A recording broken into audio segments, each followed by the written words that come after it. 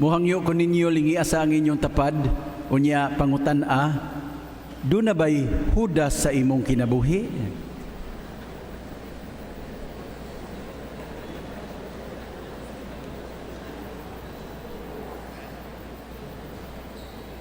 In kaso lang og do na ha? In kaso lang ba? Niining Semana Santa, pasaylua siya. Dunay panultihon nagaingon, to forgive is to set a prisoner free and realize that that prisoner was you. Tinuod, ang tao nga dili makapasaylo, mahimong binilanggo. Binilanggo sa kasuko ug pagdumot. Ang atong tendency, kung masakitan, mubalos.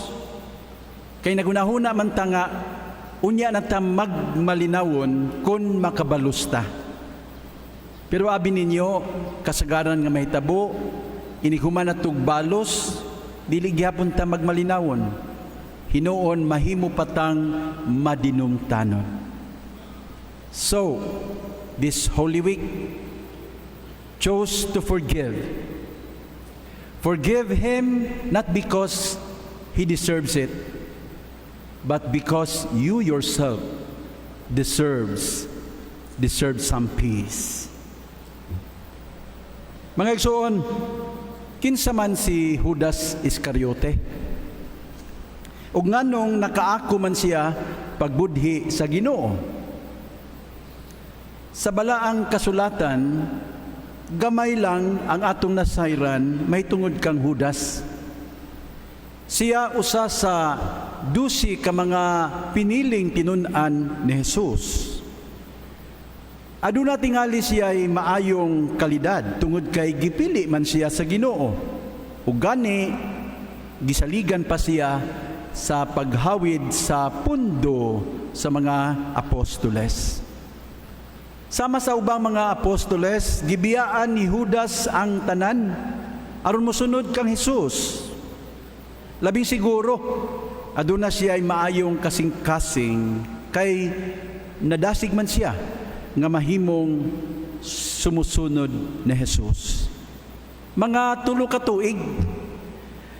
tuig siya nga nakig-uban kang Hesus ug makahibulong kaayo nga sa kaulahian nakaako siya pagbudhi sa Ginoo. Unsa may nahitabo kaha kaniya? Sa usa ka umiliya, si Pope Francis miingon nga ang gugma sa kwarta, ang gugma sa salapi, mao'y nakadaot kang Judas. Ug aduna kini basihan sa balaang kasulatan, ang Ebanghelyo ni San Juan, John chapter 12 verses 1 to 6. Nagsaysay nga usa kay gayon ni ana samtang si Jesus nagkaon didto sa balay ni Lazaro. Si Maria ang igsuon ni Lazaro, mikuhag pahumot, mga tunga sa litro nga pahumot. Ug iyang gibubo sa tiil ni Jesus. Pagkakita niini, si Judas miriak dayon. Mingon siya, nganong wala man hinuon ibaligya ning maong pahumot og 300 ka denaryo aron ang halin ihatag sa mga kabos. Pagkanindot paminawon, no? Pero mga igsoon, ang Ebanghelyo may padayon sa pagingon, gisulti ni Judas kini. Dili tungod kay naluoy siya sa mga kabos, kundi tungod kay kawatan siya. Siya ang gipiyalan sa puntil nga sudlanan sa kwarta ug nabatasan niya ang pagpangawkaw niini. There you go. Judas was a lover of money. The love for money led him to stealing, and from stealing to betraying. Mga igsoon, Nakasuway na ba mo nga gibudhian tungod sa kwarta? Nakasuway na mo? Sakit, no? Pero mas importante po ng pangutana, nakasuway na ba mo nga magbudhi og laing tao tungod sa kwarta? Kana, sakit sa kaayo paminawon. Ang pagbudhi ni Judas kang Hesus, abi ninyo, wala baya mahitabo overnight. Meaning, ang sala, hinay-hinay nga mikutkot sa iyang kasing-kasing. Matud pa, sa usa ka magsusulat, sin starts with a thought, just as rain starts with a drop. Magsugod sa hunahuna, unya buhaton sa ginagmay, unya magkadako ug mahimo ng bisyo. Ingunana ang buhaton sa yawa kanato, hinay-hinayon taniya, aron dili ta makabantay nga nakuha nata niya. Gasugod sa ginagmay ang kwarta nga gihilabtan ni Judas, hangtod nga nagkadako ang iyang panginahanglan. Agoy, magbantay gyud ta mga igsuon sa paagi sa yawa, bisan ginagmay ang sala ato giyong likayan.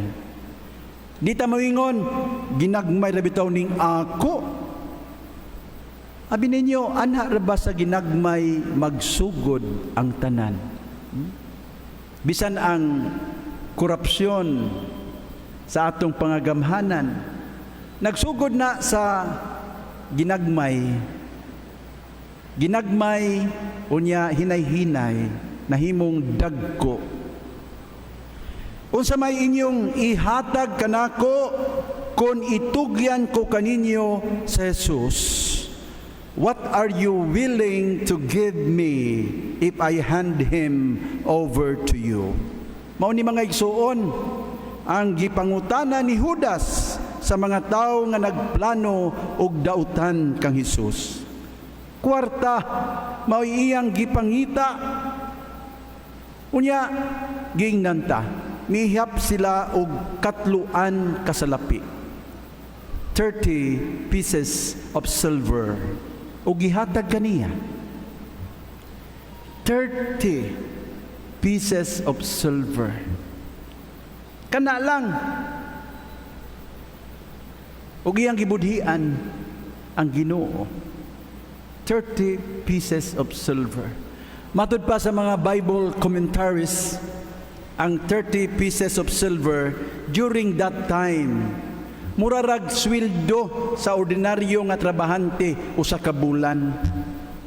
Pagkagamay di ay a relatively small amount, unya tungod lang ana nga kantidad gibaylo ni Judas ang Ginoo.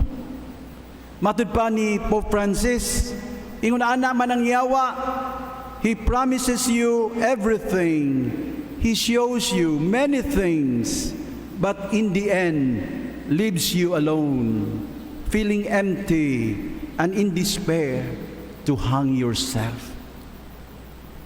Magbantay gyud ta mga igsuon sa haylo sa yawa, pakit-on og patilawon taniya og nindot apan sa kaulahian kita ang maalaot. Sin is sweet in the beginning, but bitter in the end. Unsa may mahatag sa yawa nato, God?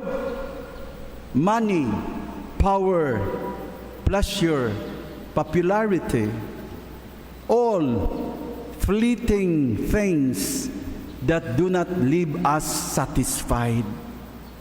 Mga butang nga lumalabay ug dili maghatag nato katagbawan. Magsigi ganit nagpangitag idugang kwarta, dungog, gahom. Matagbaw ba ang tao, ana? Based on many experiences, dili ta matagbaw tungod kay kining mga butanga fleeting lang, dili maghatag nato og katagbawan. Magsigitag pangitag idugang hangtod igabot sa kamatayon nga adunay dakong kahawang kun dili manggani kalisang.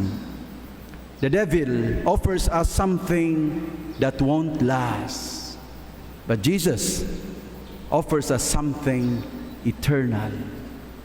Lahi kayo kang Kristo. Jesus offers us everything because He gives us His very self, His whole life. Sa katabusang panihapon, si Jesus mingon, kini ang akong lawas nga ihatag ko kaninyo. Kini ang akong dugo nga iula alang kaninyo. Ang dugo sa bag-ong kasabutan alang sa inyong kapasayloan. So, what are you willing to give me? Jesus is willing to give us everything. The question now is, what are we willing to give Him in return? Kailan mo ni Leonardo da Vinci, a famous painter, si Leonardo da Vinci, usa sa iyahang obra maestra, mao kanang Last Supper, ang hulagway sa Last Supper. Nya dunay istorya nga nagpaluyo ana sa pagsugod niya himo sa Last Supper. Si Leonardo nangita gyud modelo para sa iyang mga naong nga ibutang didto. Unya para kang Kristo, nagpili siya og modelo nga kanang naong hayag, kanang naong nga buutan ba, puno sa kaayo. Mo yang gimodelo, yang gipinta lang naong ni Kristo. Unya nakakita po siya mga modelo para sa mga apostoles, para ni San Pedro, ni San Juan, Santiago, tanan. Gawas sa usa, naglisod siya. Nangita siya modelo para kang Judas. Gusto niya kanang naong nga ngiob. Dili na para sa imo brad, gwapo naman ka nga Judas. Katong Judas nga yang ipangita, naong nga ngiob kanabang hilad yun ba nga nangit-ngit og naong nga makahulagway gyud sa iyahang pagka mabudhion. Naglisod siya pangita, giabot og mga 5 ka tuig. Wa niya mahuman ang iyang Last Supper, kay naglisod siya pangita hangtod nakahuna-huna siya musulod sa bilangguan. Adto siya mangita og modelo og tuod man nakakita siya usa sa mga priso ang naong Judas gyud. Sa kini mao ako modelo. Iyang gihangyo ang warden, akong huwaman kadiyot, bayran ako ni para gamong modelo. Iyang gidala sa iyahang lugar trabahuan. Abi ninyo, pag-abot na dito, miingon tong priso, Leonardo, Sir Leonardo, dinhin naman ko. Ha? Dinhin na ka? O, dinhin ako. Mga 5 ka tuig ang milabay. Nagmodelo na ko nimo. Kinsa may imong gimodelo sa akong gitrabaho? Kanang naa sa taliwa, kanang Kristo. Mga igsoon, ang panagway ning maong tao, hinay-hinay nga nausab, gikan sa kaayo ngadto sa kadautan, tungod sa 5 ka tuig nga iyang gipuy-an uban ang kasalanan. Mga igsoon, kitang tanan gipakataw nindot atubangan sa Dios. Tungod sa sala ang atong panagway na hugawan. Ining Semana Santa maningkamot ang tanan nga maglimpyo sa kaugalingon pinaagi sa pagkumpisal aron mahimong nindot ubalaan sa mga mata sa Dios.